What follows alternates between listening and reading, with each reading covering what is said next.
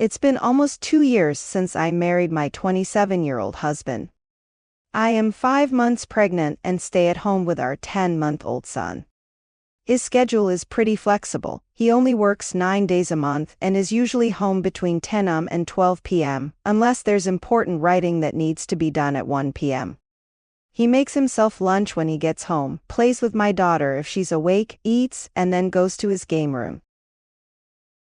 From then until dinner, he'll be in his game room, and unless I ask him to do something with our daughter, he won't. Every time someone tries to bother him, he gets angry or rude. The baby is easiest to talk to when we FaceTime his mom every night at dinner. Before going to his game room, he eats, quickly talks to her, puts the food away, and loads the dishwasher with dishes. From 6:30 to 7:30, he will be there.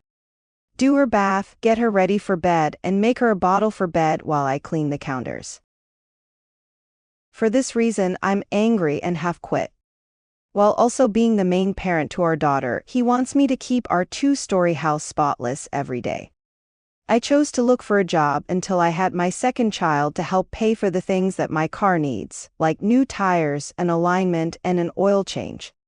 We also need to buy things for our second child due soon.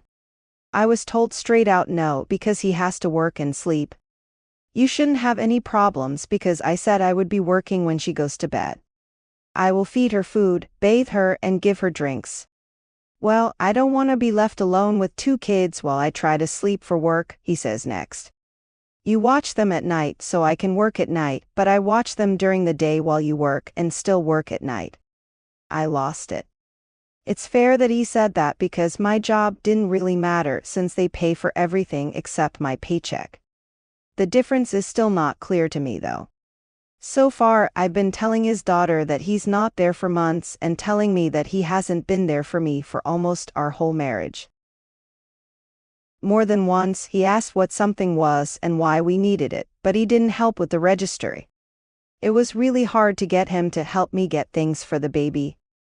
I did all the study on products and did all the shopping for the baby besides buying gifts. Mill told me several times after our first child was born that I was always with her and taking care of her. In order to look more interested, he would try to pay more attention to me. And he even tried to say that my daughter is always in a very wet diaper when he gets home, which makes me mad when the house isn't clean.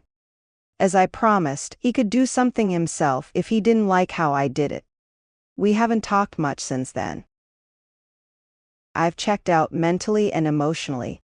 When our daughter really loves him and this is what we get, I get angry, hurt, and frustrated. Being that much he seemed to want and say he cared about them, I really didn't expect to be a single mom to 2. I have reached my limit. Because I clearly can't afford to pay for my prenatal appointments, I don't leave sooner.